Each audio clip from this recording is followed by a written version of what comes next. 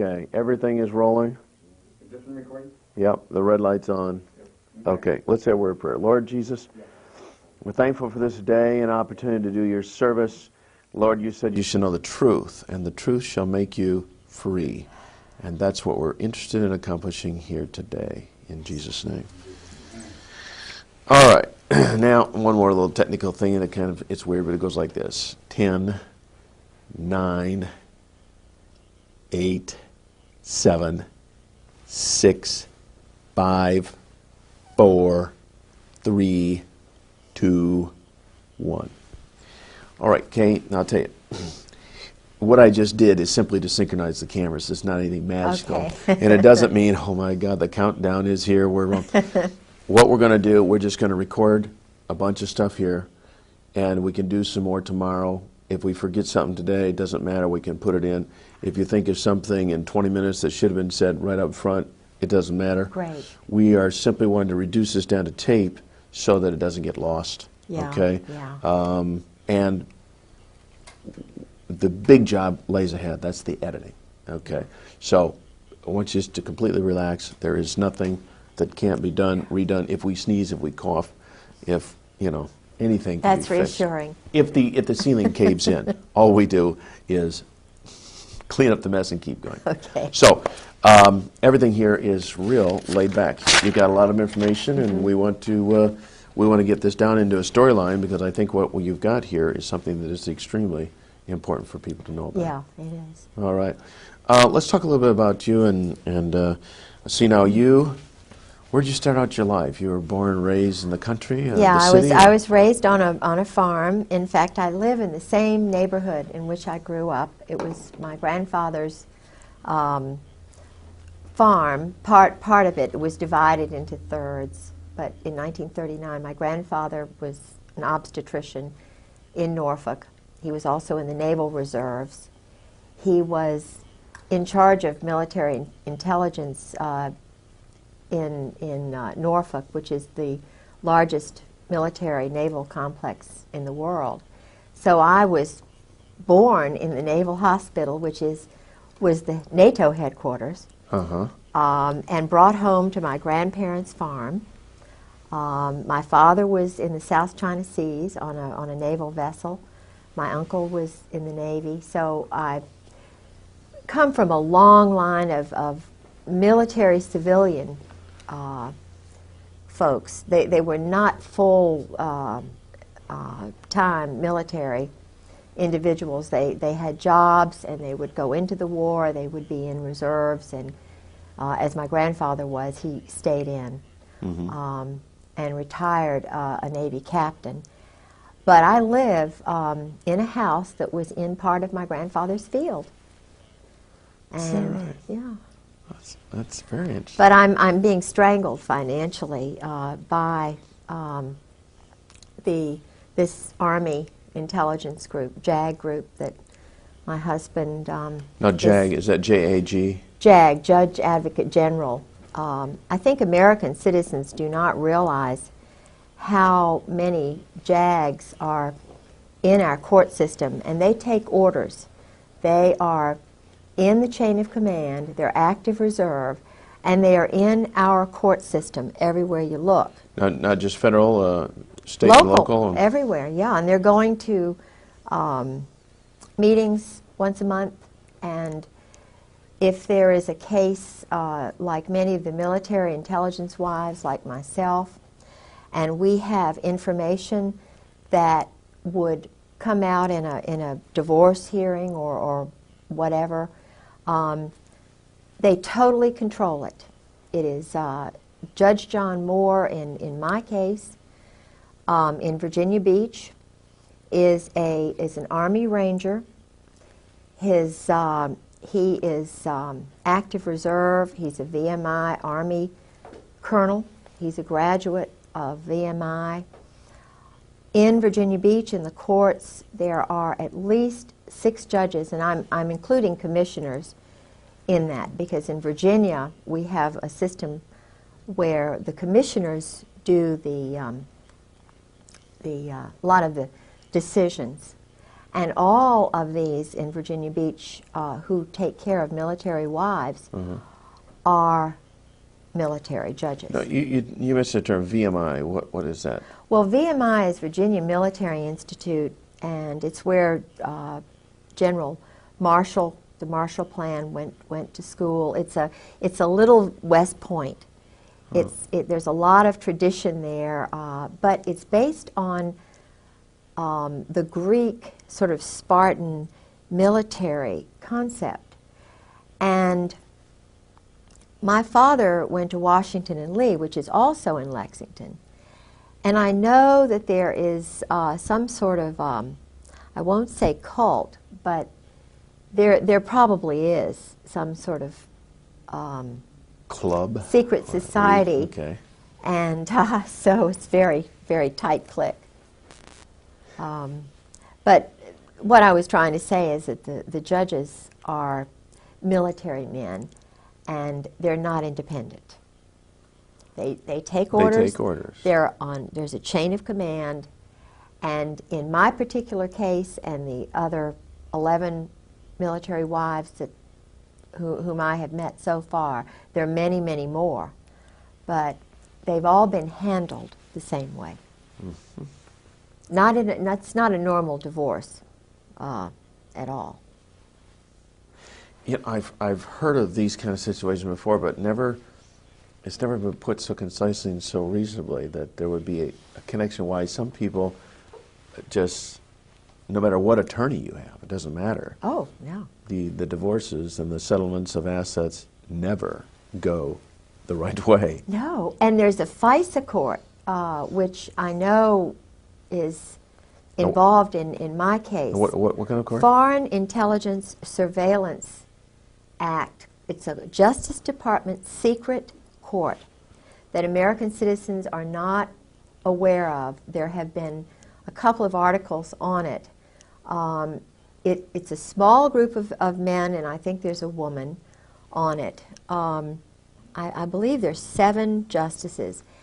And in reality, the article that I read, which was given to me by Mike Fuller, and I know he would not mind me using his name, he's a government assassin. He was like my husband, a government assassin who did... When you say assassin, you're talking like character assassination or kill people? No, killing people. Okay. He's a mercenary, government mercenary. Okay. He was in Afghanistan and in Rhodesia, South Africa. And I met him and his wife through Sarah McClendon.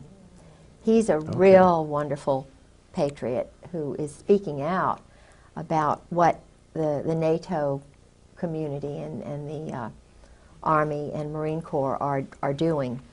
And Sarah McClendon, she's an old warhorse, isn't she? Sarah saved my life, literally. Really? Yeah. I had been having break-ins starting the night of March the 4th, after I was calling everywhere to see if I could find my husband. He would, disappear at times. And I found my husband's diary, which I have here, which they have been not anxious to have get out. Uh-huh. Now, they meaning? General Sheehan, General Krulak, Marine Corps colonels, generals, Al Gray, Cook, and especially General Joy. Joy. General Jim Joy Uh-huh. and General Carl Steiner they're evil men. And they are in this diary meeting with my husband almost every day in Beirut. They trained the men in black who killed those people in Waco. It was General Joy and General Steiner. Steiner's army, dirty tricks, special operations. And this is what my husband does for a living, is train mercenaries, young boys from countries like Romania, Cuba, Dominican Republic, Haiti, all these countries. They're training them to be murderers. And the taxpayers' dollars are paying for this. Okay, now they train them just through the normal channels of the military? These kids join the Army or the Marine Corps, and then they select these kids based on some criteria to train them? They psychologically profile them. The profile, which is similar to my husband's and Lee Harvey Oswald's and McVeigh's and some of the others who were all part of this program. Jeffrey Dahmler was profiled and hidden. You know, what most Americans do not know is that all of these men were Jeffrey Army. Dahmer, he has a military background? Of course. They're all Army. Oh, okay. They were all picked out because they're perverted or twisted. Oh. Yeah. Sexually perverted. Sexually perverted, and therefore, you know. Yeah. Well, now I don't think McVeigh was perverted the way Dahmler was, but certainly the group that my husband is overseeing are twisted. So part of the criteria, they look for people who have got something in their history that gives them a weird bend. Yeah. Like they were molested when they were a child, Yeah. or they come from dysfunctional families, abuse, whatever. Strong mother, weak father, no father, poor. Because these guys are looking for security, so they will stay in the military and do anything for that security. This was my husband's scenario. My husband and Oswald are just two peas in a pod. Huh. Exactly the same personality, the same type, in the same elite group, I might add, which was doing work with communists and Russians, with Czechoslovakians and with Romanians. I met assassins, I met drug lords, Fahim Kordobawi, whose family were the drug lords in the Bekaa Valley. I mean, he knows the elite of the elite of the elite, and that's why I was warned twice not to talk. And you were warned... I was told that I would be killed. I was told that Your husband warned you about this, or? Oh, my husband warned me early on in it, but he knew that he loved me in the beginning. I'm sure he really did. But he's a robot, my husband, except when he's drinking. And I think that's why he drank, because the first 3 years of marriage, he was telling me everything. And I come from a very strong Protestant Southern culture, which, you know, when you're talking about shooting people like ducks, the only thing I can relate it to is my brothers going duck hunting, and that's what George would tell me it was like. Killing is just, you know, it's nothing. There's no emotion involved. You just get rid of somebody. And he said he was an existentialist and that these murders were necessary, and, you know, very matter of fact. And I'd sort of go, yep, and we'd be eating dinner, and I was trying to get him to know Christ, you know, to sort of understand a little bit about my background and America's background. But his group they are not Christians. They're what he calls existentialist, and they study German Clausewitz and Nietzsche, Sartre, Camus, Montesquieu. And his thesis at Princeton, which was written for him by a very good friend of his named Todeve, who was a French count, and his thesis was on this. And it was, supposedly it was in French, but my French is better than his. So he could not have written that by himself. I know that. I know it was written for him. But in the intelligence world, and in the communist world, in the world that my husband was in, one had to know French because all of the terrorist trainers and the guys who were funding all the guerrillas and everything were in Paris and New Orleans. They would go back and forth. Still, the 4th Marines is out of New Orleans.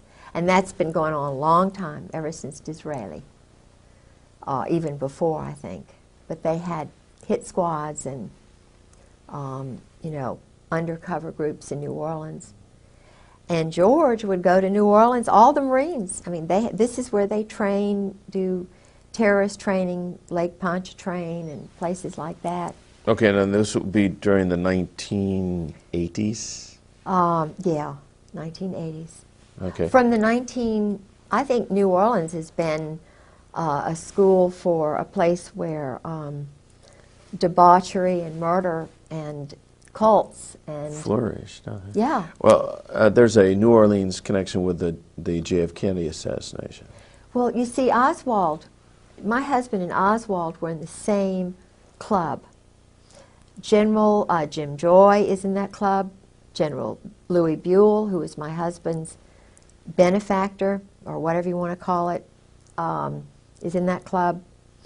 There is a, in fact, I've got the name of, there are Russians in that club. Yeah, feel free to grab any reference materials. Yeah, You've got her. what I want to tell you about General Al Gray, my husband was the chief of staff for General Al Gray, who was the commandant of the Marine Corps. And I probably shouldn't say this on the tape, and you all can get rid of it, but he's a homosexual. Gray. Gray. Okay. He's what they call a cherry Marine. Now, I'm not anti. I'm trying to find my. I hope I've got it. Yeah, here it is. Now, this Vietnam term cherry Marine, Cherry is that Marine. that's a common phrase in the military? See, the thing is, you know, they're guys and they're girls, and I just came from such a real prudish culture. Yeah. You know. That's fine. You came from a normal culture. And I'm not judging them, but the Vietnam War, I know a lot about that, about the MACSOG program and the Phoenix program, because George was involved with a very important part of that. Not important, really, but he and Al Gray and Louis Buell and Michael O'Boyle and Ollie Whipple were. Do you remember the Manguez and the Pueblo? Was it the the seizure of that little ship? Yes. Yeah. This was. It's run by the mob. Then it was a mob military partnership, joint. It was a joint operation in Korea and in Vietnam. The highest levels of the Marine Corps and the Army in those special operations levels, the individuals are actually in the mob. New Jersey. You're talking about the mafia type mob? I'm talking about the Brooklyn, New Jersey mob. My husband, Al Gray, Sheehan, they're all Brooklyn. Cap Weinberger. Heinz Kissinger, there's the Boston mob, which was shipping weapons back and forth to Northern Ireland. And I don't want to get too deeply involved in that, but it goes, Israel, some of the Zionists who came over from Germany, according to my husband, were, see, he works with those people. They do a lot of money laundering in the banks, cash transactions for the drugs that they're bringing over through Latin America, the Southern Mafia, the Dixie Mafia, which is now my husband's involved with in Miami. The military are all involved once they retire. They're, you know, they go into this drug and secondary weapons sales. And before I forget, I want to find the name of this Russian who worked with Al Gray, who was my husband's boss, and trying to see where I wrote it. I may have to look and find that another. It's no trouble at all. How are we doing over there, guys? Sound good? How much time is rolled on the clock? On your clock? You can speak. So 20 minutes. 20? Okay, good. I can't find it right now. I'll find it. Right. The Vietnam was really important because a lot of experiments were done on boys who went over there. Mm-hmm. I had, since my husband disappeared and since they have been psychologically trying to destroy me, financially trying to destroy me, because I'm telling the truth. His first wife, I know, was murdered. Okay. She was, according to a psychiatrist whose name I probably won't give because he's an honorable man. I was given permission before I went public with Sarah McClendon at the press club anonymously, but they knew who I was on the 3rd of July, 1996, was when I came out with a small group of people. But before that time, they were trying to handle me, to try and get me to be quiet. They tried threatening me and so forth. And I'm trying to remember where I was, what I was going to, the point I was going to make. I can't remember now what I was going to. It was something important. Oh, yeah, General Jim Joy. Yeah. I called General Jim Joy on the phone. I was trying to find where my husband was because I didn't know whether I'd have any money to, food to eat or what. He just walked away, and I knew that the Marine Corps knew where he was. But I was being handled psychologically. On the 4th of March, my home was broken into. They had elaborate plans to handle me. The 4th of March, 96? 1996. 96. And keep in mind, he had disappeared on the 28th of December. Of 96. Of 96, 95. Okay, So put yourself in my shoes. I have no idea where he is. He's done this before, and each time I was totally traumatized. So I get... What happened during this break-in? Well, they were looking for the diary, which I have here. Okay. I don't have the original copy, but this is the diary. Okay, can you lift it up so Yeah, we can... sure. Yeah, just... This is it. It's his Beirut diary. Kind of hold those. So Yeah. This is it. Okay. And it's in his handwriting. The Beirut diary tells how the intelligence community, the Army and Marine Corps assassins, snipers, are how they operate in a city during a crisis. My husband was the liaison between the White House and President Jamal. So my husband is a friend of Scrokoff, McFarland's a Marine. All of these men are personal friends of George's. Colby, I spoke with personally on the phone. 2 weeks later, he was murdered. He went to Princeton. My husband knew him. He knew my husband. He told me, Colby told me that... Now this is General Colby? No, this is William Colby, who was head of the CIA. Oh, okay, yes. Who was murdered in a... so-called boating accident. I know exactly how that happened because, you see, the SEAL teams, SEAL Team 6, 4, 6, and 8, are on the East Coast, and then the odd numbers are on the West Coast.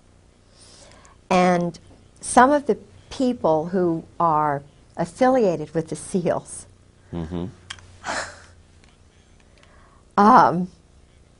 I shouldn't say that. I'm not going to say it. But well, it wouldn't be hard for a SEAL to come from underwater and tip the boat over and make sure the man's dead, that sort of thing? the Israelis train with the SEALs. They do a lot of wet ops, murders, over here because of some sort of arrangement. The young boys, I met 3 young assassins on a bus, going up back and forth to Sarah as I went on the bus because they were sabotaging my car so often. So I sat next to 2 young assassins, one from Romania, one from Haiti. And I let them know that I understand, you know, how it is. And this little boy cried. I won't mention which one it was because it may get back to him. But he told me it was the same scenario. His mother, he lives on $850 a month. Now these are mercenaries working. The taxpayers are paying mercenaries. The taxpayers are paying young men who are not citizens of the United States to kill innocent people, women and children. They get on a flight from Norfolk and Oceana.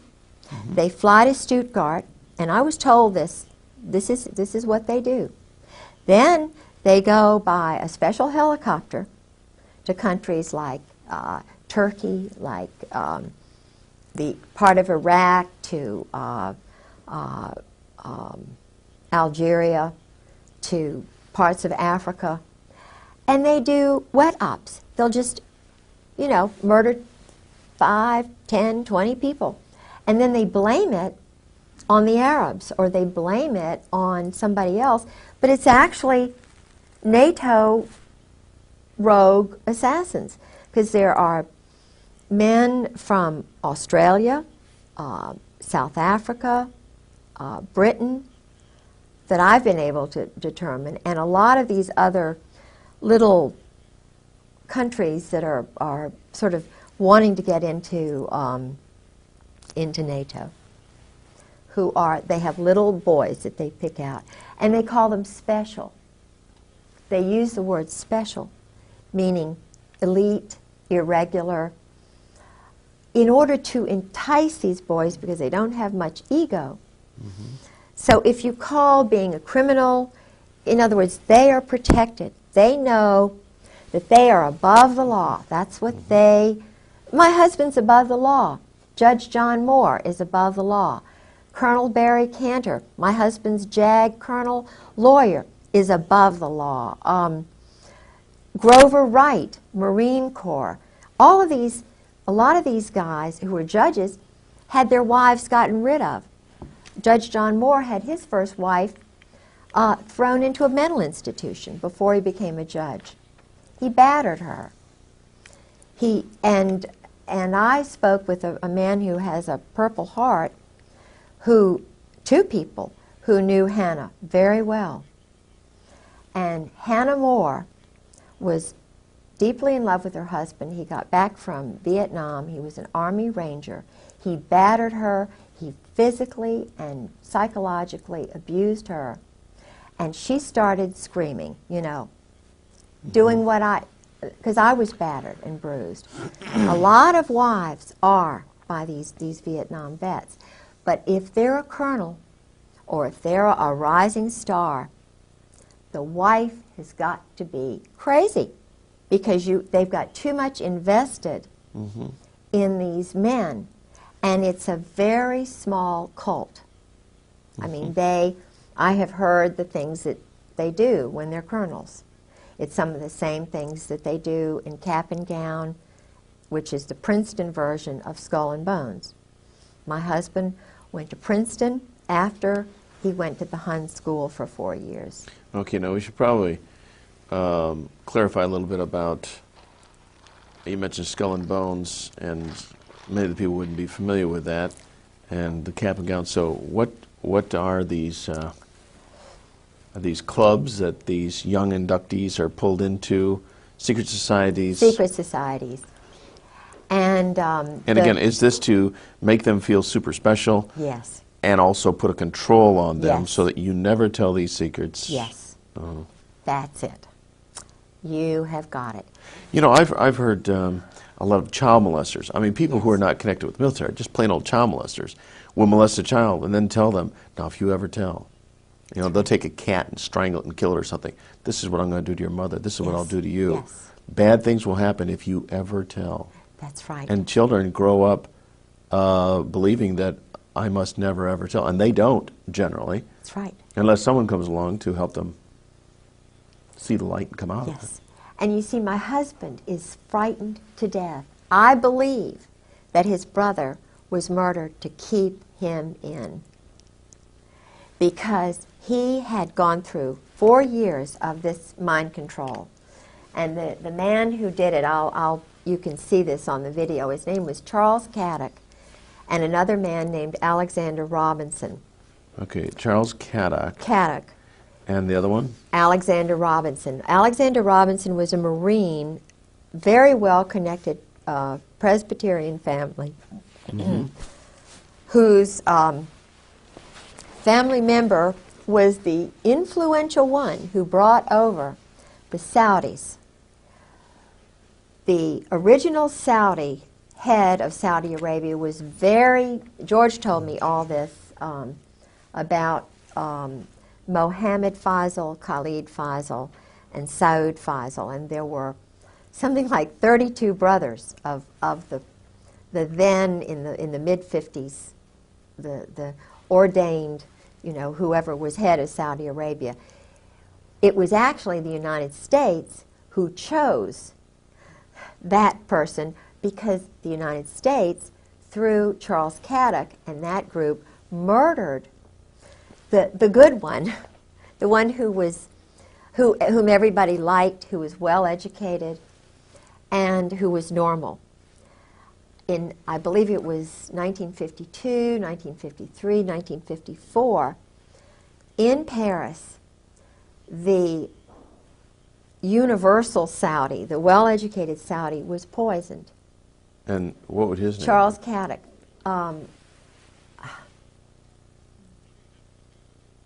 I don't suppose it's all that important, but anyway. I'm trying to remember. I think it was Fahim, or he died in Paris. And so his brother, his half-brother or whatever, was the father of all these 32 boys, and the 3 oldest now were snuck into the United States.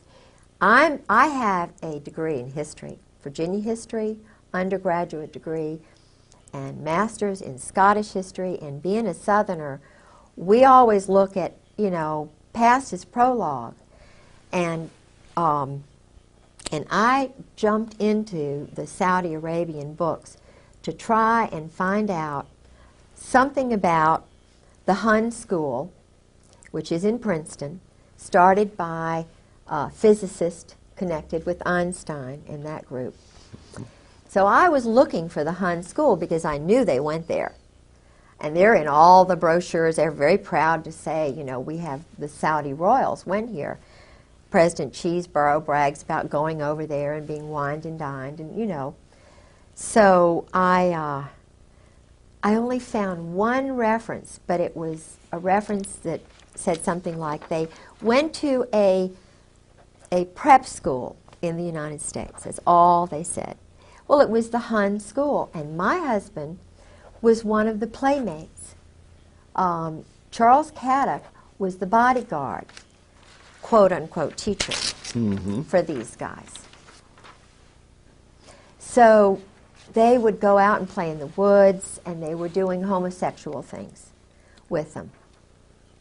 You know, I mean, there was a lot of money. They bought a big house. Yeah. And so.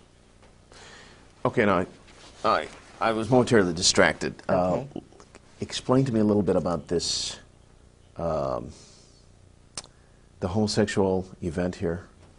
Well, George, for the first 3 years of our marriage, was drinking entirely too much, and he was trying to let me know about his world, and I'm not judging him. He's a bisexual. Okay. And he believe. needed help. He needed help. He needed Still love. does. He needed cry. He Yeah. still does. Mm-hmm. He really needs help, and the handlers knew that I was changing him. I was taking him away from this crazy cult Right. that he'd been in all these years. And I mean, we were going to church. He even walked down the aisle one time when Tony Evans preached at Scope. I mean, he was overwhelmed. And At Scope. No, at it is. Scope in Norfolk, it's a big auditorium. Oh, okay. And so, but he was a little boy when he was, it's mind control. MK Ultra, somebody said. They had a group of men, psychiatrists in New Jersey. I don't know where this place was, but they would go, and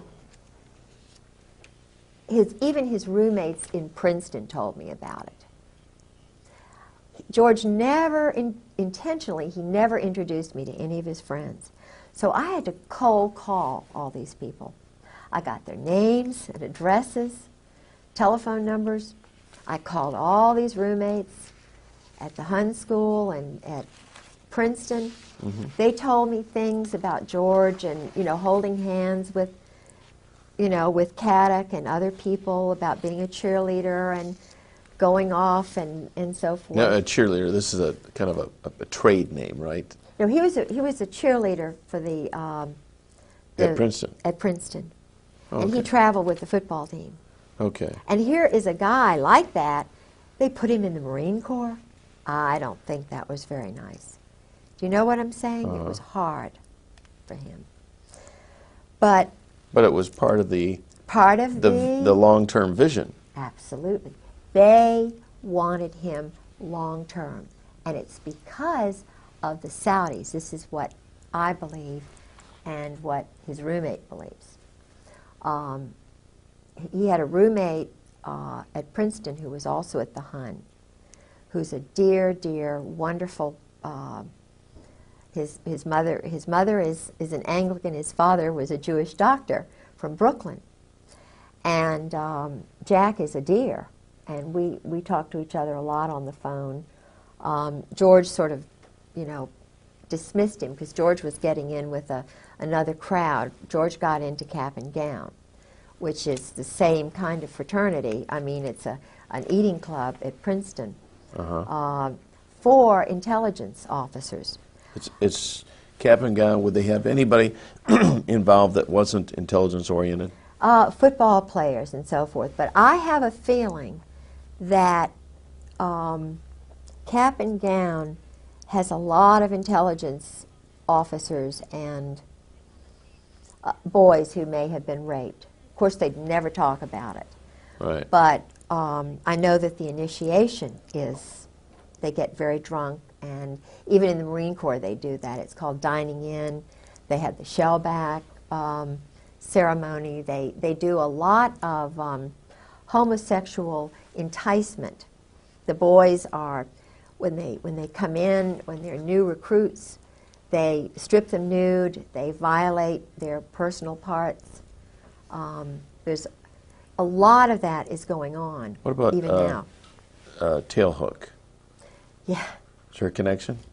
Yeah, sure, because the cream of the crop is doing this.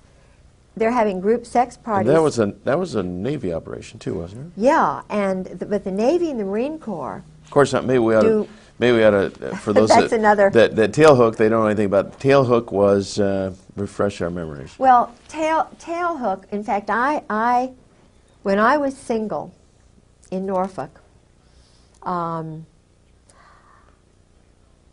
I know one of the people who was deeply involved with Tailhook, who was the captain of the Saratoga, was very much involved with this kind of behavior.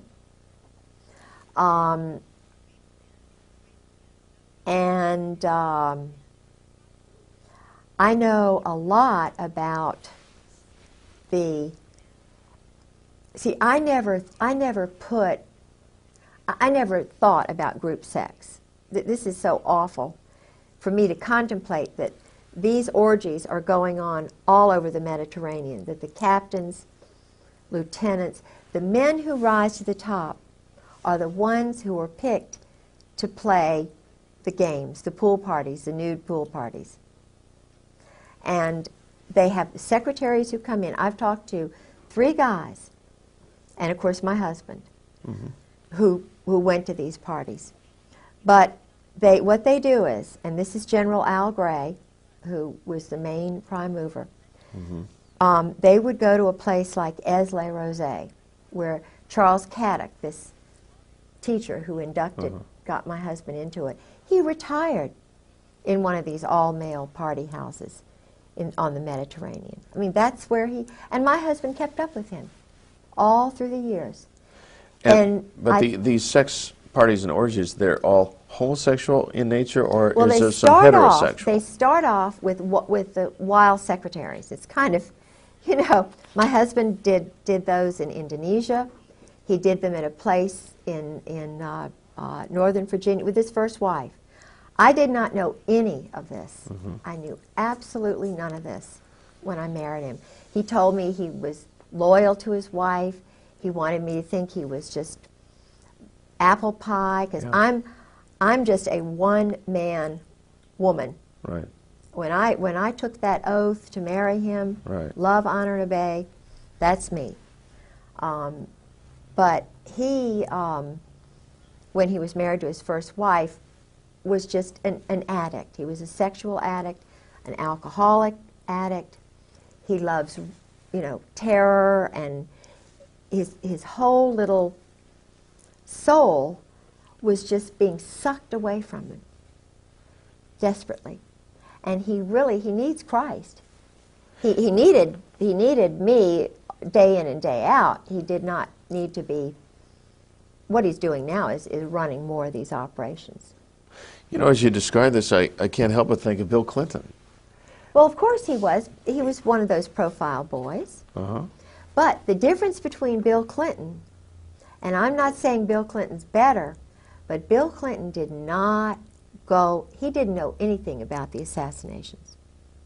Bill Clinton, when I was living with Sarah McClendon, the senior White House correspondent who saved my life, because she said, Mrs. Griggs, you get up here to Washington right now or you're dead. You're going to be dead. And I still feel as though I probably will be. I'll certainly be financially ruined. They are still doing psychological operations in my home, sabotaging my car, messing with my telephone, my radio.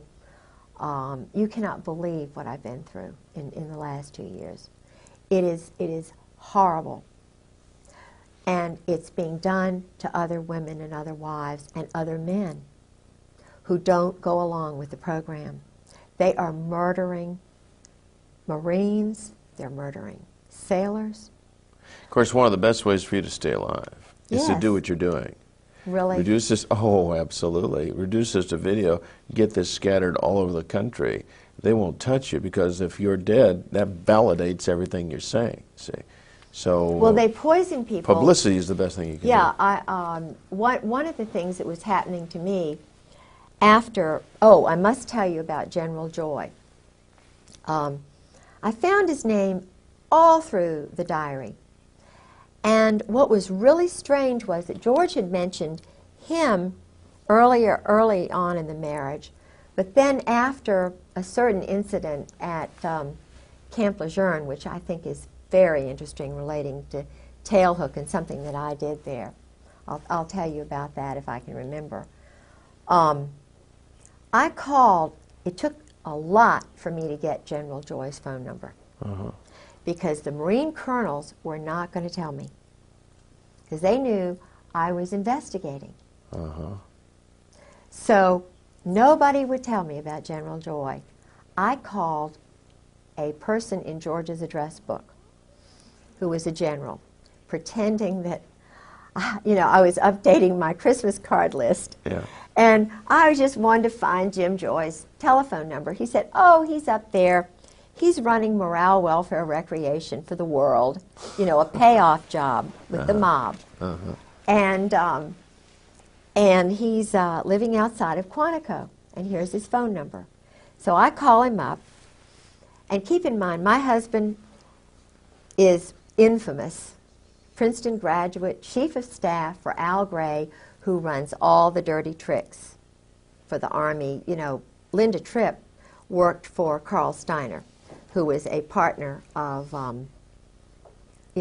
Jim Joy and Carl Steiner and my husband were the triumvirate in Beirut. Okay. And Linda Tripp worked for Carl Steiner down there This would be approximately in the 80s. She and her husband were both Delta Force duos.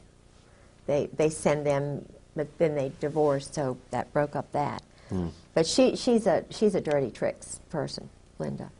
Anyway, so I call General Joy and I say, General Joy, this is Kay Griggs, and I'm George Griggs's wife, chief of staff under Al Gray, head of half the world, dirty tricks, special operations, wet ops. And he goes, no, I don't believe I know your husband. Exactly his words. And I'm taping it, by the way, because they took my tape. They started coming in and putting sticky stuff and running my, just mind jagging me. putting sticky stuff. On the tapes, and they would put the tapes on different, they would go to a lot of trouble. They would take things that I said on one tape and put it on another, and they were having fun with me psychologically.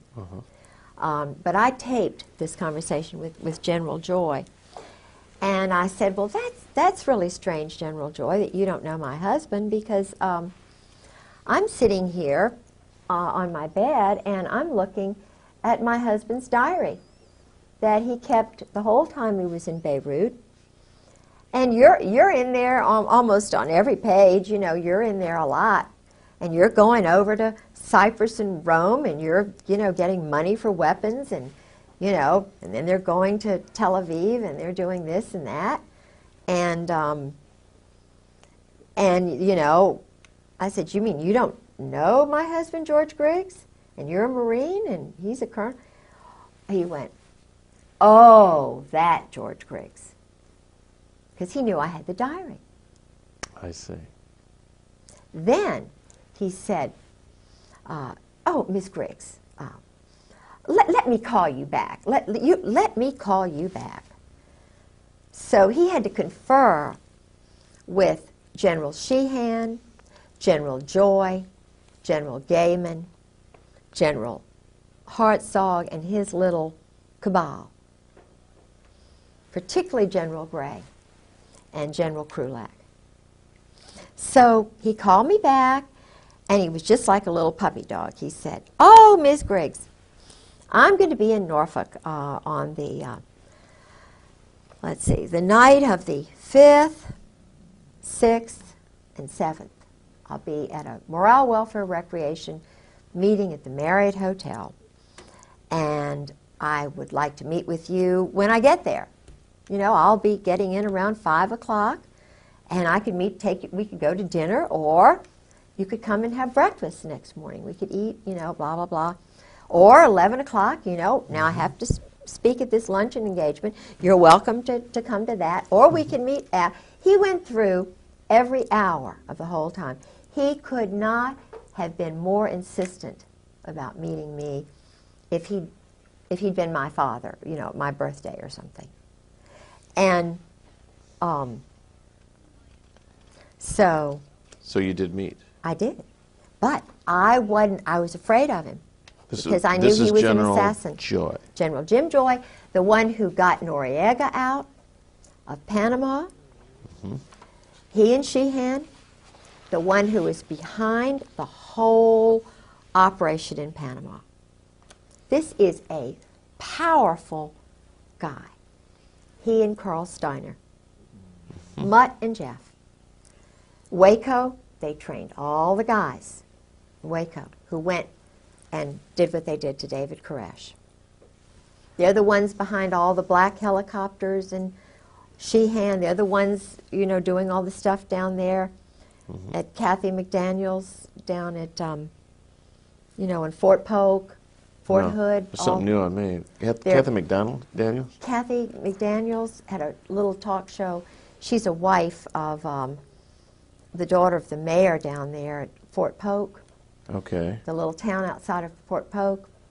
And there were a lot of unusual things happening. And because she was talking about it, excuse me, they took her radio show off the air. And they tried to, it's a long story, but anyway, so General Joy, I got in contact with the NCIS. That's Fort Polk in Louisiana. Yeah. Uh-huh. Yeah. But I met with the NCIS guy and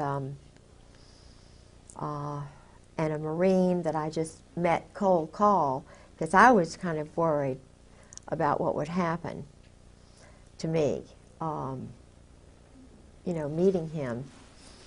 So may I go to the ladies' room? Certainly. Matter of fact, Steve suggested that we break. I've had to sort of go to the late. That's why I've been sort of antsy. Steve suggests we break at 5 after, and I think it's a good idea.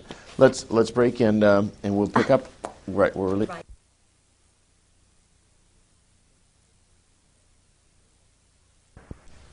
Well, I think you're fine doing it. We're rolling? Is this one rolling?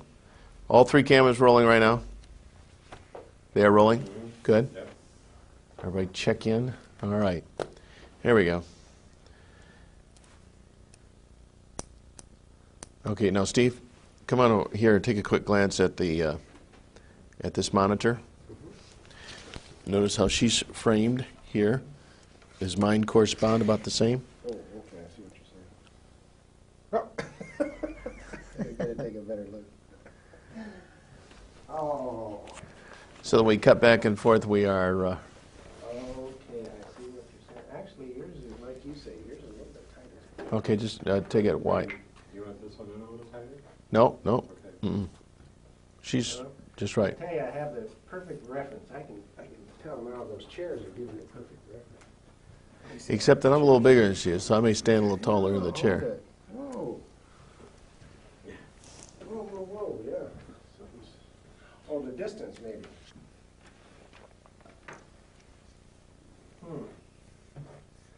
Yeah, let's just, I'm just going to hold what she says. Okay, yeah, we don't have to split hairs over it. Okay, we're rolling.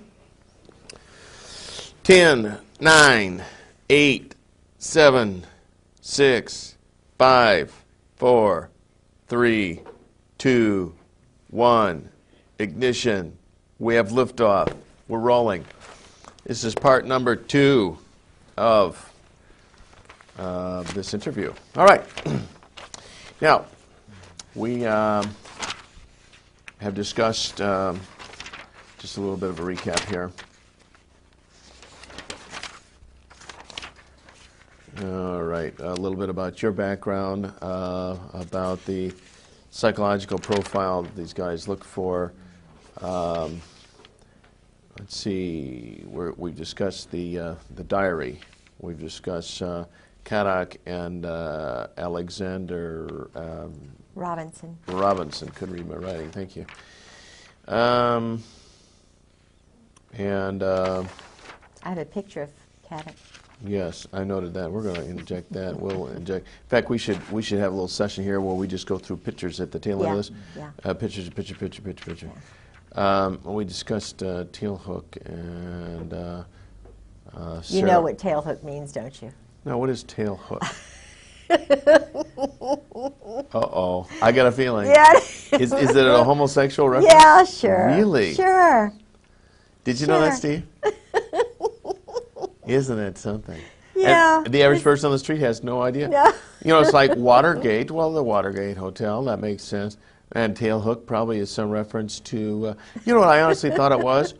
When you refuel a jet or something. It is. But you look, see, the planes look like this. Because, see, I was told this by Jerry Unruh. And Jerry Unruh was a captain when I met him. We were just partying. You know, I had a group of gals, and we were all school friends. And everybody hung around this place called Poppy's in Virginia Beach. It was the place in the mid-'80s when I was at the Virginia Center for World Trade. Well, Jerry was in there. He's an intelligence operative with Scrowcroft, Crow, you know, this whole McFarlane, Ed Wilson, who's a really good friend of my husband's, who's a really bad guy. Anyway, they're all some of them are doing this Rush River Lodge thing, you know, which Angleton was doing, where Woodward would go to these big orgy parties. And George went to a few of those. But this, you see, is the plane, and it kind of looks like that. Okay. And it refuels. Uh-huh. See, that's what the hook is for. That's called the refueling. tail hook. Yes. Uh-huh. But it has a double meaning. A double entendre, sure. Because and I went to the preceding show 2 weeks ago, and they had the tail hook booth, and I have some stuff, I don't think I have it with me, but tail hook souvenirs, because they are really trying to promote that, you know, the charitable function of that organization. Yes, of course. Now, the fact that that cover got blown on those tail hook things, that Paula was a Coggin. major snafu, right? She had to try very hard to get that out. That was at Camp Lejeune? No, I think it was in Las Vegas. Okay. But, oh, my thing went on in Camp Lejeune before tail hook, and this is why I got flagged. Oh. Because I stopped all the go-go dancers in the officers' clubs, and they got very mad with me. Ooh. I can tell you that story. It's true. Yeah, but why, you didn't realize what you're doing at the time? No, I was just incensed, you know, that they would allow topless women, young girls, in the officers' club dining room while I was trying to eat late one night. And George says, well, you know, you just have to get used to it. If you think this is anything, you ought to see what goes on in Okinawa. Well, this was 91, 90. It was before tail hook. And the Lord is always with me. Sometimes I don't know where he is, but this particular night, it was about 9 o'clock, and I was starving. And I was really mad because his reaction wasn't, I'm sorry, this is offensive. Do you want to go in town to eat or something? He didn't do that. He attacked me. It was a chance to educate me the way they were educated. I see. Get used to it, bitch. You know, Yeah. Excuse my French. That's right. But that's really what he was trying to do. Well, they were all young married officers. Now, I worked at the chamber, and this is taxpayer money. This looks bad. They had, you know, wedding bands on. And one of the guys, two of the guys goes out with one of the girls. So I'm going, after having said, don't you see anything wrong with this picture? And getting no background. I thought, oh, boy, I've got a camera in my pocketbook. I am going to see Marty and Oogie, my old roommate from St. Mary's little Episcopal Junior College in Raleigh, North Carolina. And I said, whoa, little Lucille Ball comes out. And I just kind of grabbed that little camera with the flash, and I get me 3 little flashes of scattering people. So Just light. because the camera's going off? Yes. So that said to me, it proved to him, God, truth is light, light is truth. You know, hey, this isn't. I mean, God proved it. I didn't do it. I didn't argue. I just took pictures. They scattered. Then what happened? What happened to the pictures? Well, he tried to grab my camera. He? My husband. Right. But there were still some men in there, you see, and 2 of the girls. And they were looking at me like, you are, the girls were probably thinking, oh, you know, but the guys, they saw older colonel, chief of staff here, wife. It was bad from the perspective of me being a wife, witnessing this, being ordered to shut up. So I took the camera when he wanted to grab it from me, and I went like this. I mean, it was real battle time, major. My brother was a championship wrestler. you know, and I don't know anything about holes, but I knew this was self-preservation time. And I just said, well, I'm going to the ladies' room, huh? Yeah. So I went to the ladies' room, and I hid the darn thing. And he wanted to know where it was. We had a major battle. But the end thing that happened was I wrote a nice letter, found out the name of the manager of the club, because I knew protocol. I knew you can't go and just really mess everybody up. And I sent a letter saying, is this normal to have it, to the club manager? But I sent copies of the pictures and the letter to the wife of the general commander of the base and the wife of the commandant. Oh, man. You wanted to get in trouble. With the pictures. Uh-huh. No, I mean, Oh, you thought you were gonna... helping the wives. Yeah. The wives, at this point, no doubt, are privy to all this stuff, right? Yeah. See, I thought in the real world, this is what you do. Somebody... But what happened was I went home, and the wives were meeting there, and I told them what I had done, and Carol and Milla said, oh, no, you didn't do that, did you? George won't get promoted. You know, he was trying to make general. But Louis Buell had already died. He wouldn't have made general anyway because of Sue. I already found out about that. But I didn't know that at the time. So, but Charlotte Moore, whose family are better educated, and she's kind of the leader of the pack because she's more rational than the rest of the wives. She said, Kay, thank you very much. We appreciate what you did for us. And then all the rest of them kind of, you know, they're like little puppets too. But then I found out from Brooks West that I was flagged. That General Gray had me marked as a troublemaker. Gotcha. So after that, no more stories while he's drinking. You know, it was a very, he was having to balance them and me.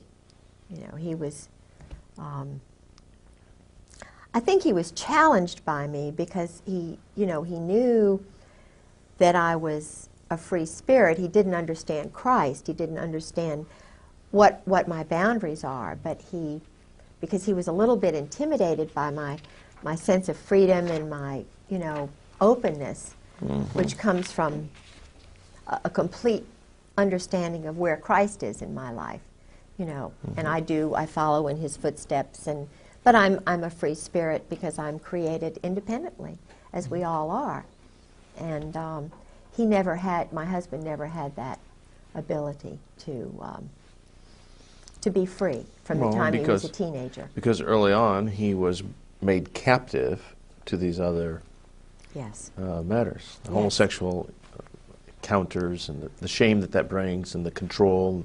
So he was a bent twig early on. Yeah, and he had the Saudis were beginning to pile into Russell House at the Hun School in Princeton, which is the school that my husband was in for 4 years on scholarship. He never saw his parents in 8 years. Now think about this. His parents were shipped to California, I believe strategically so that they could control his mind. Okay. He was too poor to fly out there. I think he did go one time when he was ROTC on a flight that took him forever and a day to get out there.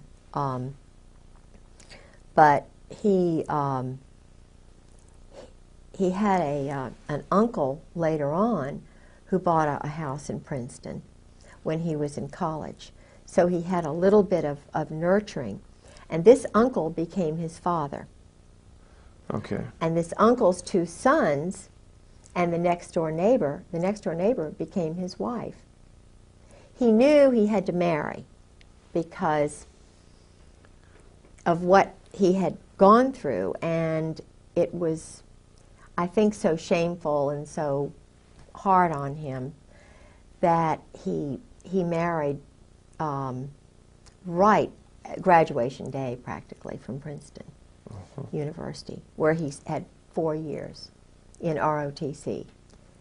And he was in the Cap and Gown Club, which, as I mentioned before, is an intelligence sort of football kind of scholarship club. But what's interesting is my uncle, who was in intelligence, Ben Delaney, went through exactly the same hoops. I was thinking, you know, when I met my husband, this is, and it probably was God in many ways, but I thought, isn't it amazing that Uncle Ben, who was the football quarterback star for Princeton, the one year they won the whole national thing, he was, he went to the Hun school. His father and mother were both killed or something happened to them. And I think they were a fairly well-to-do, prominent family. He was handsome, wonderful, just a neat man. So he went on scholarship to the Hun. And then, and he went in, it was crew and all these other things. He was in Cap and Gown. He was, he played on the football team. He wasn't a cheerleader. My husband was a cheerleader. But they were in exactly the same pattern. ROTC scholarship. They left ROTC. They were dependent on the government, on the intelligence community, you know, selling weapons to whatever country. I know the country, but in other words, they were doing work for the joint under the table all these years. Okay, and directly under whose instructions to sell these weapons? Do you know that? Yeah. Okay, and who would that be? Well, it's the Israeli Zionist group in New York. Mossad? No. Well, what would they yeah, call but themselves? everybody thinks Mossad, like they think CIA is just a bogus sort of thing. It's really Army intelligence that does just about everything. They run a lot of the psychological profiling, which is done at Quantico with the FBI. It's all a very small group. Harvard professors connected with, you know, the Tavistock and Dar es Salaam, and there's a sexual perversion group in Vienna and one in Colorado. I think that little girl was part of that experiment, you know, who was John murdered. Benet Ramsey? Yeah, yeah, because I had some... Well, you know, that raises an interesting point, because here's a high-profile murder that goes nowhere. No investigation, nobody's pinned. It just goes on and on and on. The parents are involved in that program. But somebody higher High up level. is protecting them. Absolutely. And the same thing that you're describing about the military. Sure. If you're in the clique, you can get away with murder. Yeah, absolutely. Absolutely. Murder, literally murder. And I had a group of visitors. I used to be set up by the State Department, my husband, who had power in the State Department through both Caspar Weinberger and, well, his whole crowd. I mean, Caspar Weinberger, George Bush, Colby, Casey. My husband was in that clique. He was in the Princeton Marine Corps clique. Rob, Warner, you know. You're talking about Senator Rob. Yeah, and they're all Warner. Marines. Pat Robertson, all 4th Marines. I mean, they're all involved in this. They know, they're running everything. Now, you mentioned Pat Robertson. You're talking about the 700 Club, Pat Robertson. Yeah, Okay. there's a power thing there. And it's all male, it's all white, and they know the murders are going on. They're surgical, they're strategic, they're political. But what I was going to tell you is I was used because I was the most gullible in high school. And I'm very, very spiritual, and I love people. So, and I was driven to meet all these people from all over the world for some reason. So they would feed me people because they knew I would react. It's kind of like Monica and Bill. I think they put Monica in there to have something on Bill. That's my own feeling. Sarah McClendon feels the same way. Because... And Linda Tripp was there to guide the situation. Absolutely. Of course. Linda Tripp was Delta Force. Linda Tripp was trained by Carl Steiner, who's in the diary with my husband. Carl Steiner is called a snake, and he tried to trip up Schwarzkopf. I mean, he was trying to take the whole Iraqi thing over because they had been baiting, you know, using the Israeli rogues in Turkey.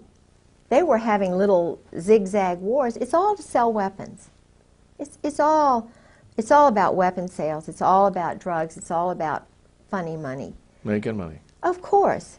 And the head, Krulak, who is the Commandant of the Marine Corps, his father, Victor Krulak, worked with this Russian, Czechoslovakian double agent who was worked with Al Gray, who was enlisted at that time, rose right up to the top because they were involved with Butcher and this whole crowd that was trying to pick fights.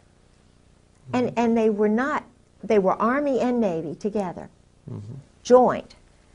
And George kept saying, George calls them the members of the firm.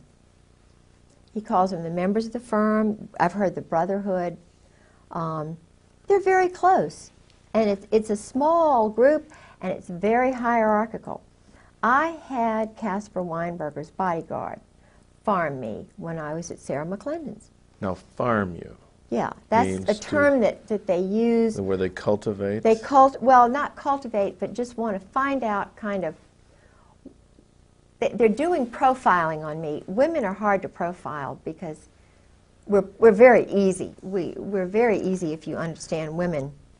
And I think they need more women in human intelligence because we'd solve a lot of these problems like overpopulation or whatever it is very quickly. Because we're the ones who teach the men how to talk, how to communicate. We think on 20 levels at once. You know, we're very spiritual, we're very practical, all at the same time. And they make mistakes by pegging women as crazy when really they're very anxious to solve problems. They're just very frustrated to see a lot of wacko things going on that don't need to be going on, but the guys don't see it. So with my husband and so forth, I was used, they profiled me. They knew I loved international people because I'd already demonstrated that. And there was a group of sexual psychologists, psychiatrists from Vienna who came over. I have pictures of them. I was their escort. George was already gone, and I was intrigued that they were still sending me people. Okay, now you referred to them as sexual psychologists? Yeah, there's a whole range of psychiatrists who study perversion, sexual perversion. Harvard, Yale, Johns Hopkins, and this Colorado group. Dar es Salaam, where they train the black African terrorists. They train them in interrogation. They train the JAGs in interrogation methods and so forth. And a lot of these guys got their experience in Vietnam. Intentionally, they took these little boys. That's what they're doing in Bosnia right now. They're training future leaders in perversion. They have a school. The British have a school that George was working with in Indonesia for a year. My husband was setting up there was already a program on East Timor, a little place there in the mountains, that had been set up by the Australians during World War II. It was involved, I think, with Burma and, you know, some of the killings that were going on in China and so forth. That Parker Host, T. Parker Host, this man who now controls my husband with Bob Edwards, T. Parker Host, this is how they got together. T. Parker Host, I knew when I was the assistant director of the Virginia Center for World Trade. I was the first woman on the board of the Foreign Commerce Club. I was very involved politically, and I was having a ball. And I met T. Parker Host through someone else. I was the chairman of a board of all these international shippers and brokers. I was just a, sort of a glorified secretary, public relations person. Now, T. Parker Host was the Finnish consul, and at one time he'd been the Norwegian consul, the Icelandic consul. I thought he was a really nice guy because he was outgoing, he seemed Virginian. I didn't know that much about him. But it turns out he has one shipping agency when I meet him in '85. He knows my husband's profession instantly because he brags about being with the mobs. The mob runs the port of Norfolk. I mean, it's terrible to say, the bankers, and then they have I can't say that. You can't say what? No.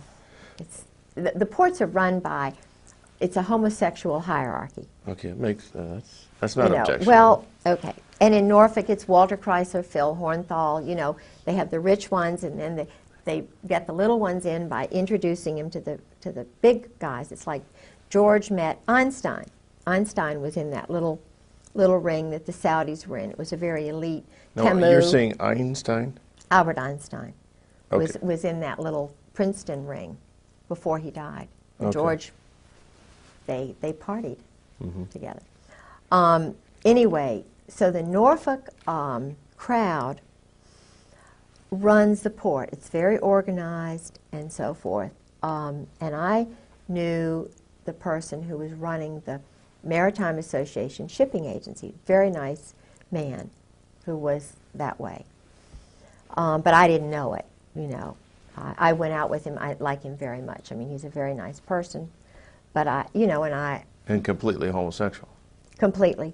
But he liked me, and I thought he was wonderful. Many homosexuals are very he's engaging a very, people. very nice guy. Well,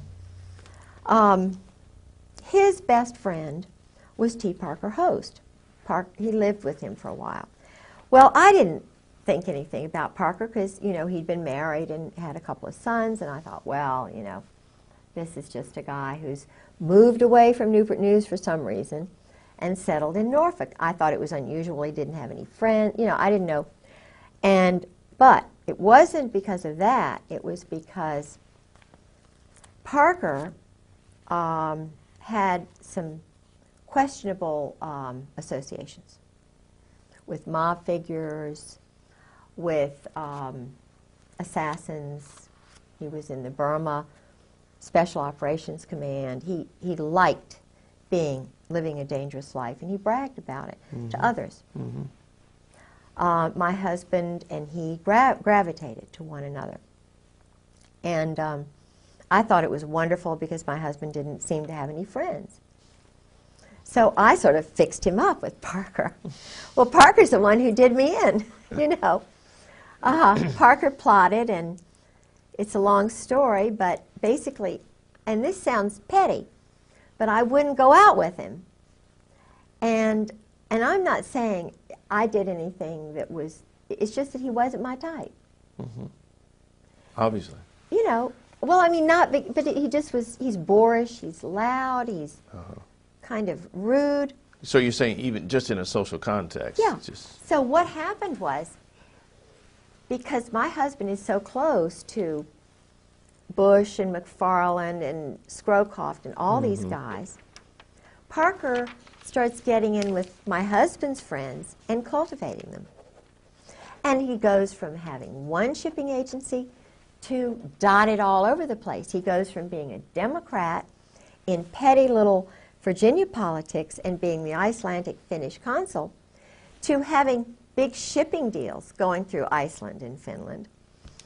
and Norway. And my husband's setting up deals in Moss, Norway, which I was the president of the Sister City Association. I was being used while while they were setting up, you know, shipment places, transshipment places. I mean, I was witnessing all of this, and it all came back to me, just boom, like that. But Parker, it was so interesting. We had a hearing. I had a hearing with my husband. That very day, George Bush was in town. My husband was in town. My home was broken into while I was in court. Very strategically, I was called by a Marine colonel named Jack, who is very involved with the maritime shipping business, and he knew that I know a lot about that. He called me and invited me as a guest of his to attend the George Bush huge banquet with John Warner while my house was being robbed. My car was sabotaged that day. And guess who introduced George Bush? T. Parker Host. Now, he made it to the big time. You know, Alexander Haig is another one. You can help yourself to any coffee or Thank anything you. out there. Yeah, he's a friend. Alexander Haig, he rose from nothing to top dog just overnight. That's because he's in the club. Oh, of course he's in the club. Now, how he's in the club, you see. Now, all these guys. Henry Kissinger, Heinz Kissinger. Oh, I have a story. Oh, we all suspect Henry's a queer.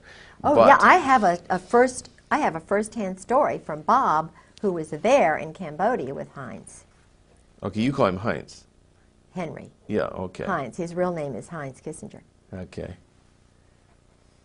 We'll straighten up. We got a light that fell down, boys. Did you notice that? We got to be alert to notice all these little things. And that's very hot, by the way. Haig was an army. Just a second. Let's get this straight here, because right.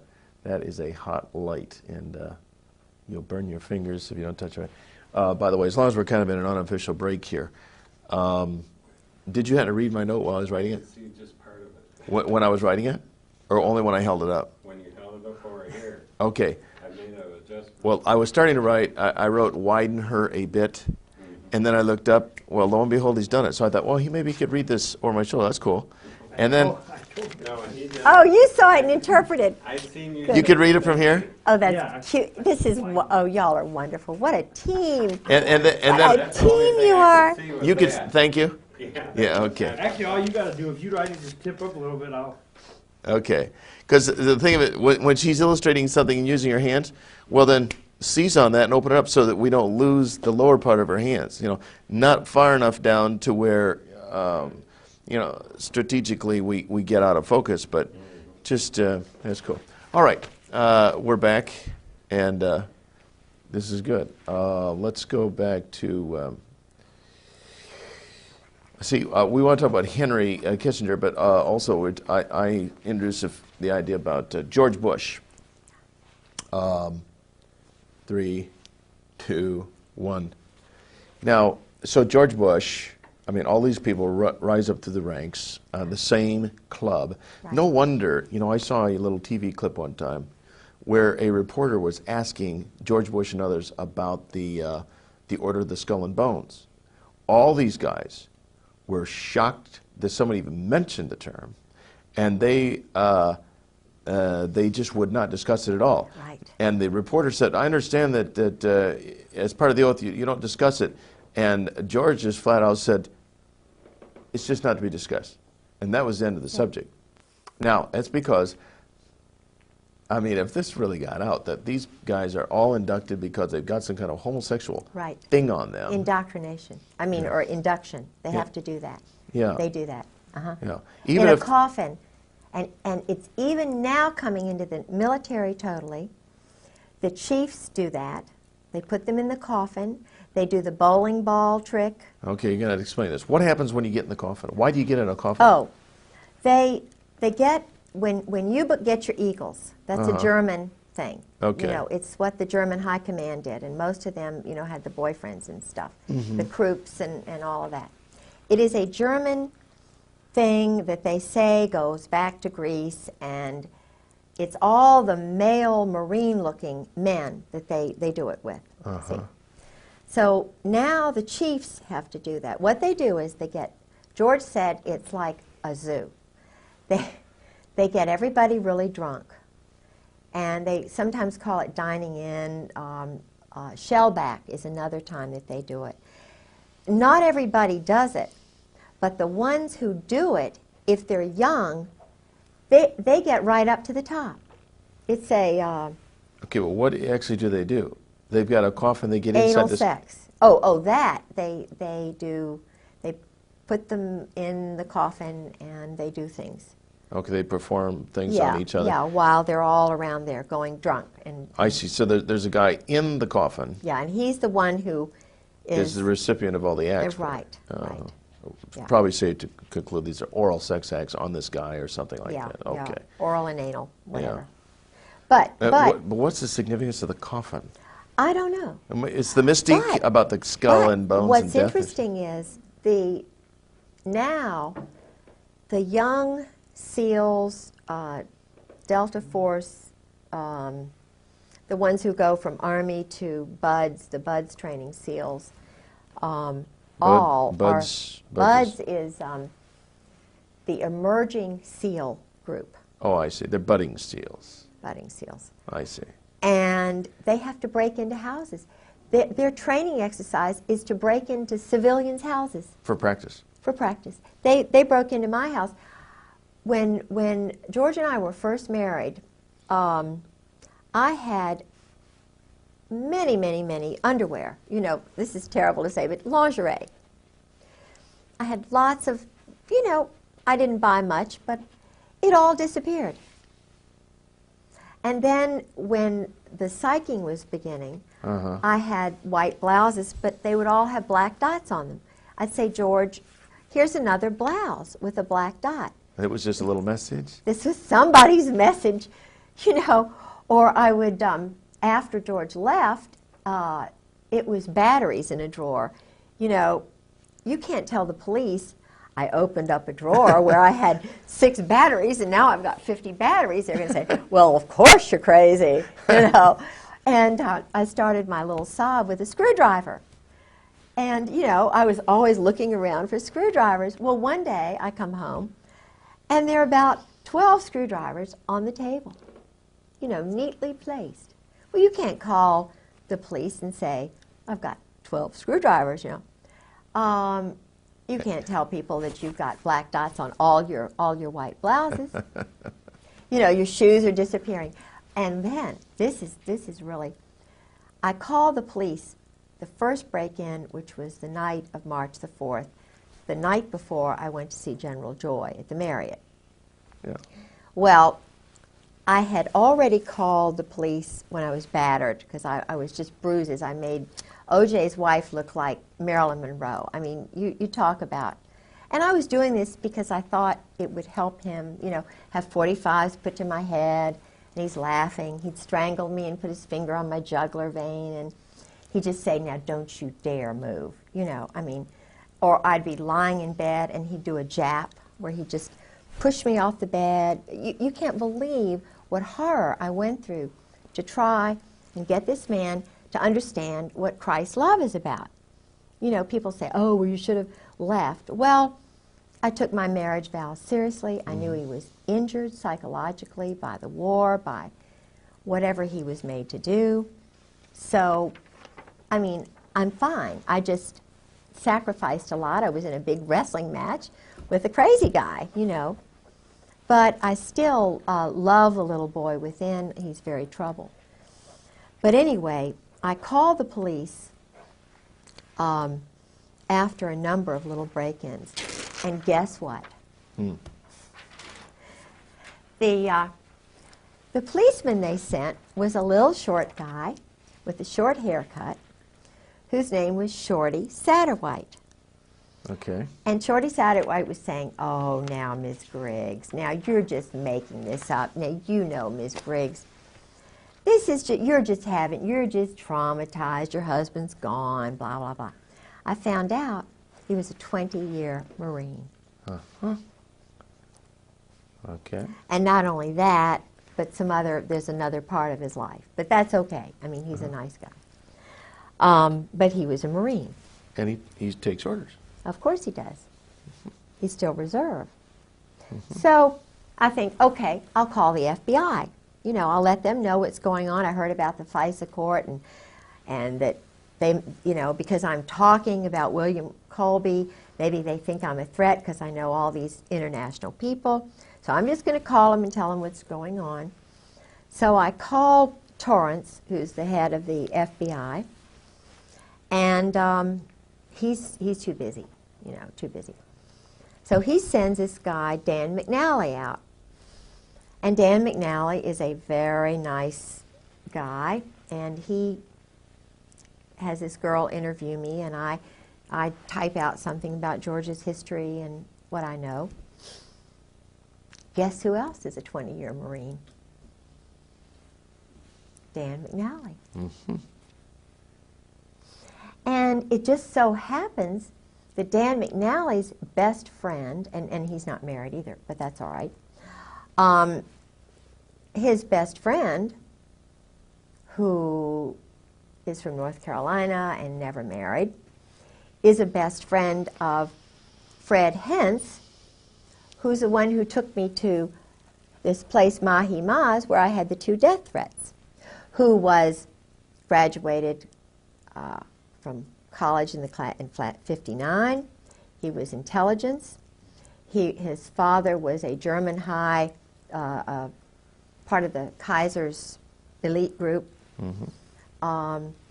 He was NATO colonel, which I thought was pretty neat, and that's why they knew the profile. Kay likes NATO people because she's going to learn a little bit about another culture, you know.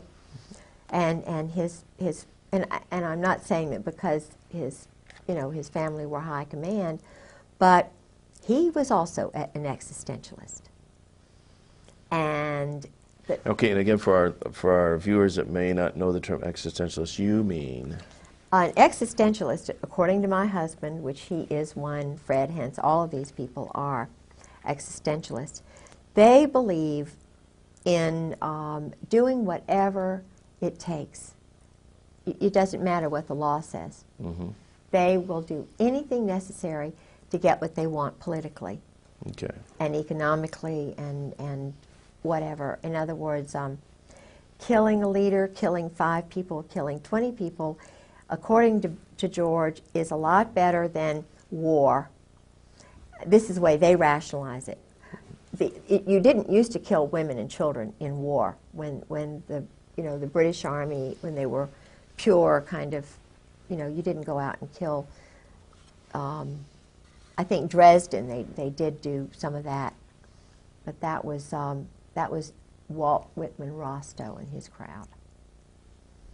And he's a very dangerous man, because Walt Whitman Rostow is a communist. Okay, and in what capacity is he? Oh, he was one of the wise men in Kennedy's administration. I think he was probably responsible for the movement that got Kennedy murdered.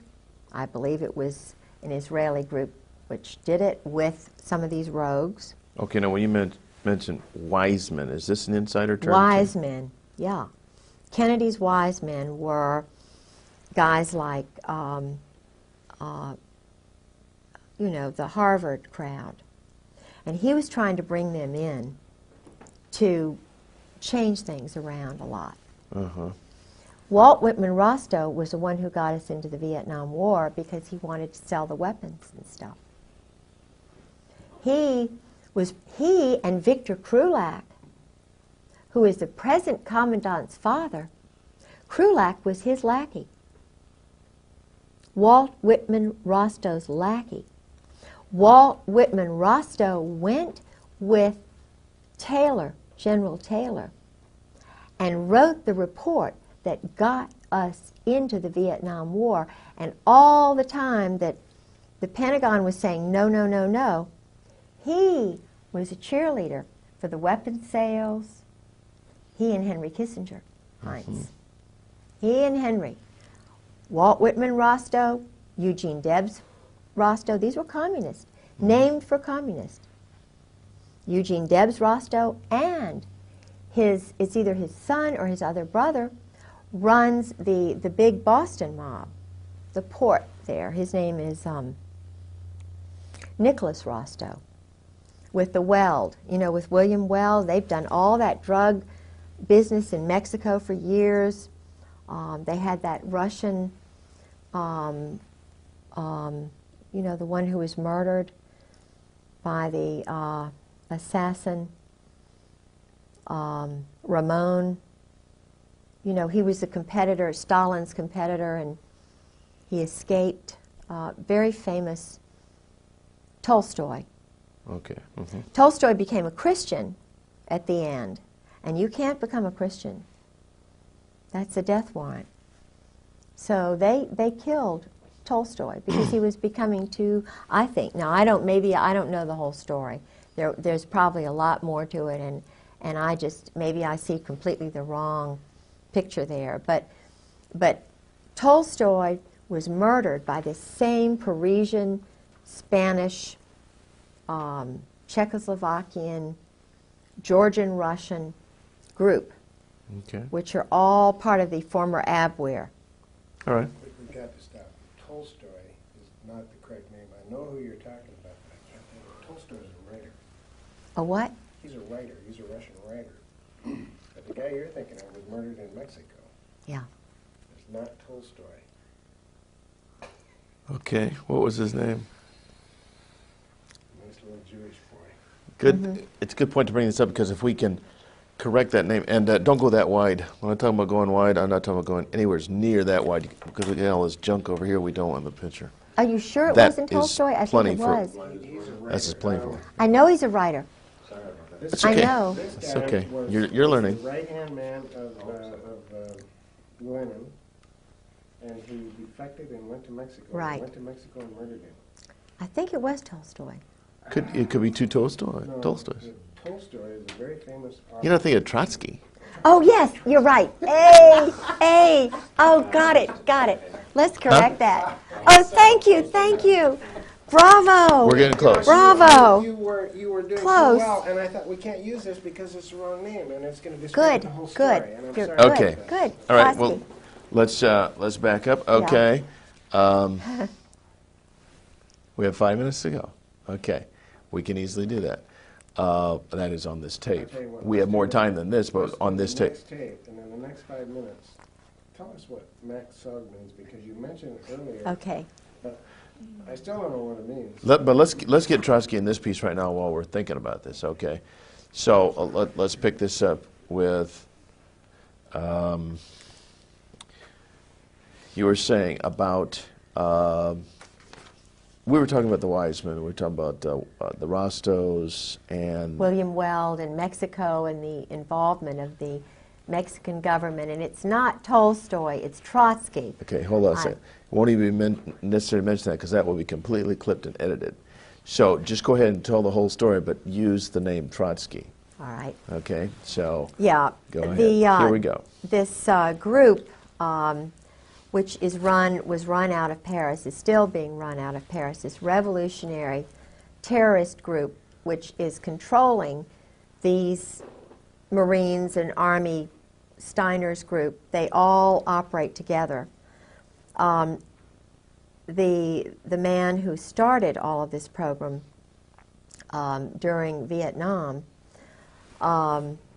used communists who were in the Spanish communist movement. They actually promoted communists in the OSS, which was started by this William,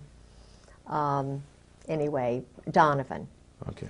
So they were promoting and using communists who were actually wanting to get rid of our form of government as a stepping stone to world domination. So this group now in the Army and in the Marine Corps has communists at the very top who are really, existentialist, which means they don't believe in God, they don't believe in Christ, they live for the moment, they believe in sort of one world which has no religions in it. Right.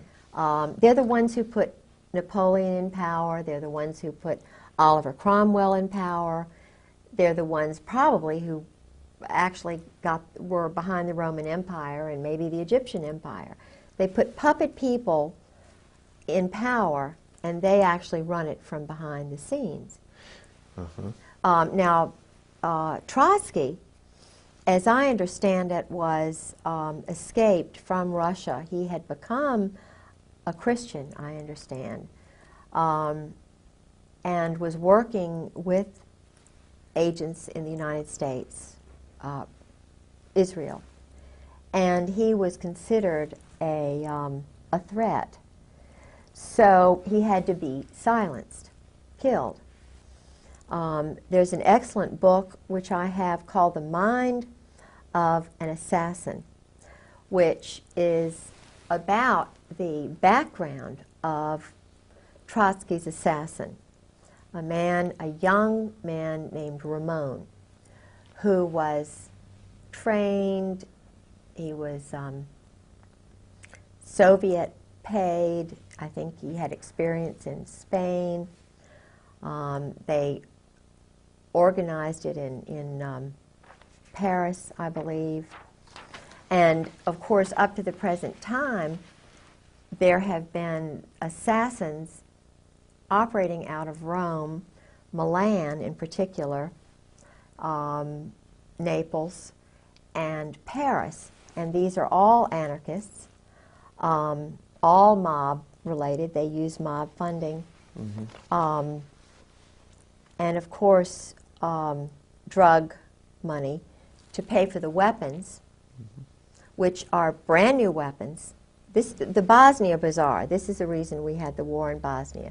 The war in Bosnia is simply a stage to train assassins, to be a market for brand new weapons, to be a marketplace so that the drug money can be used.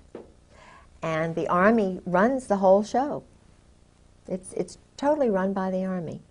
The CIA is a bogus thing. You know, it's Training and Doctrine Command. It's NATO. It's SHAPE. Supreme Headquarters Allied Powers Europe, started by Eisenhower.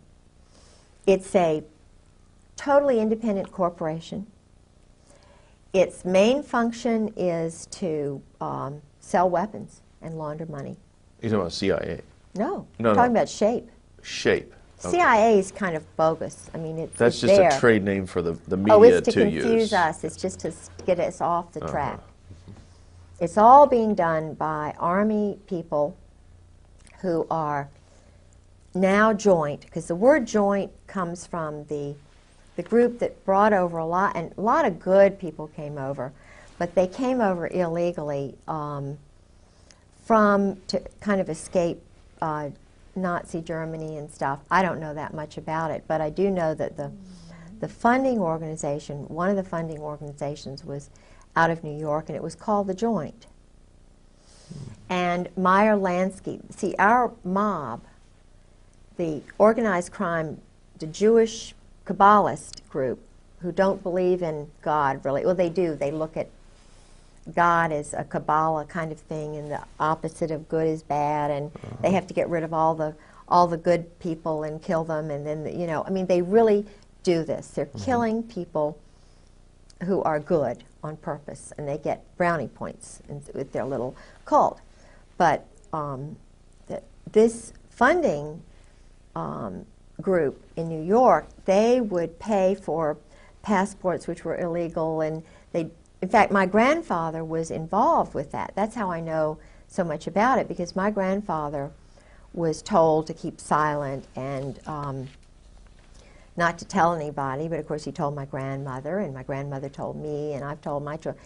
Everybody knows they brought in probably more than 200,000 Nazi soldiers and SS and, you know, wacko scientists and psychologists, and all of them, most of them, had the German disease, you know, because it was their culture.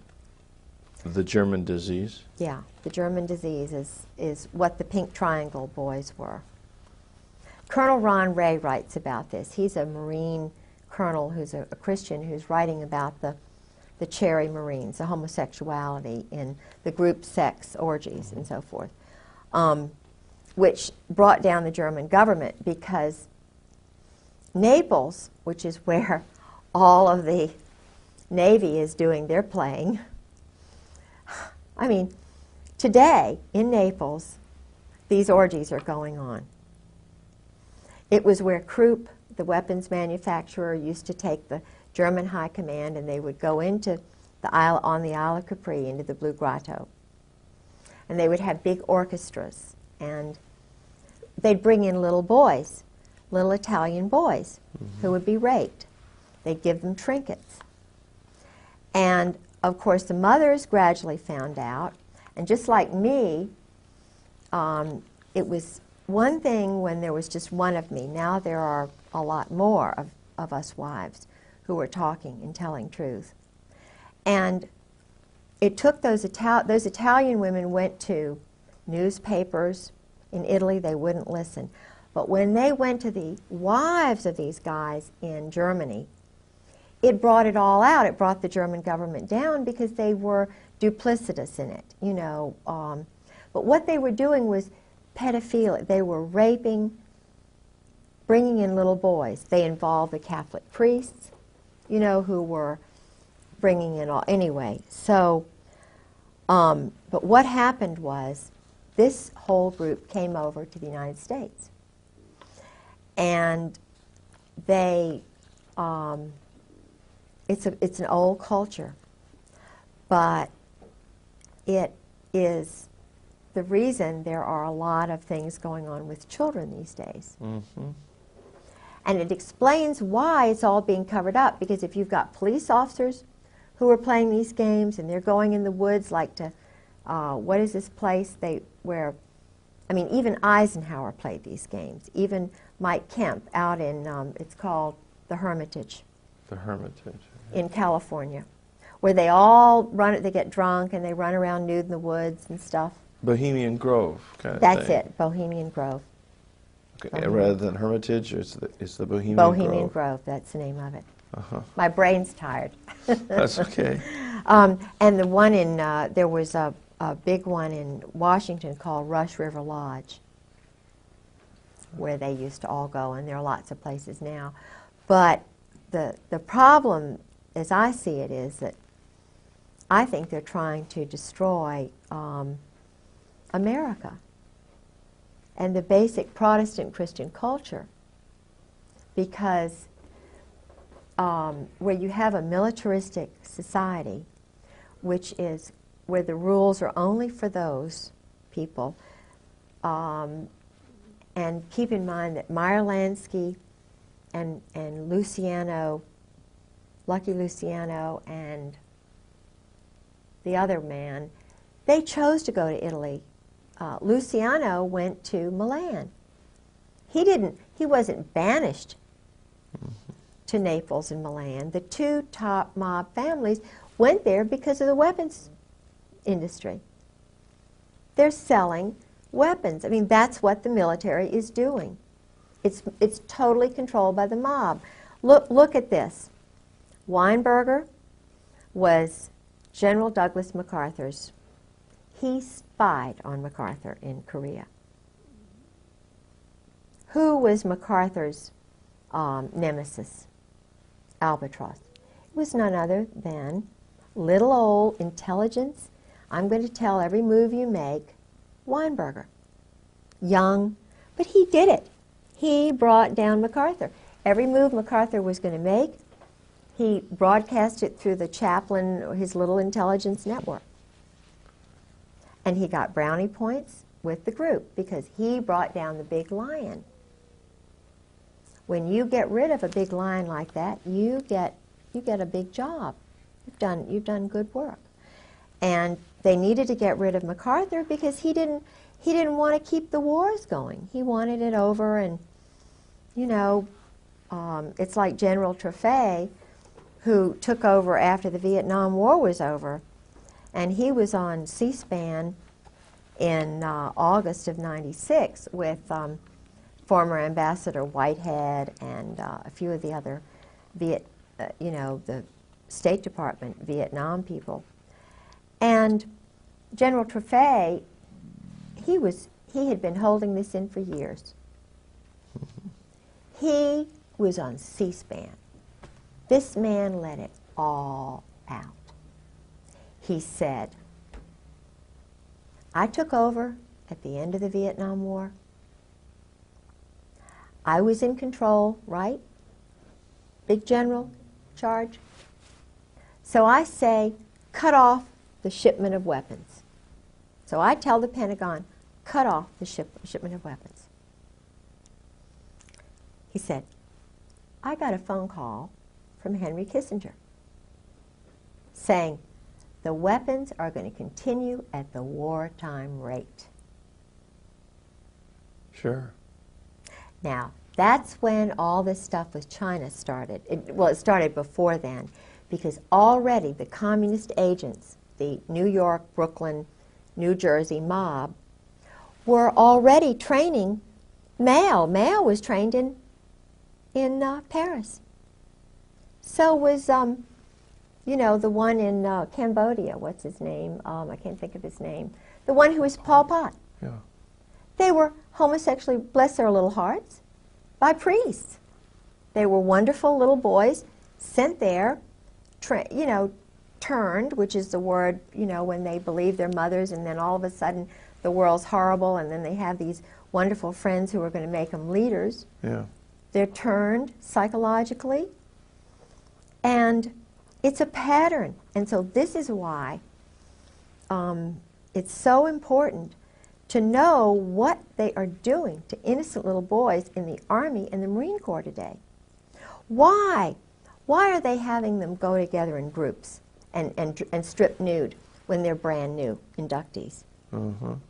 Why do they do certain things in public, in front of the group?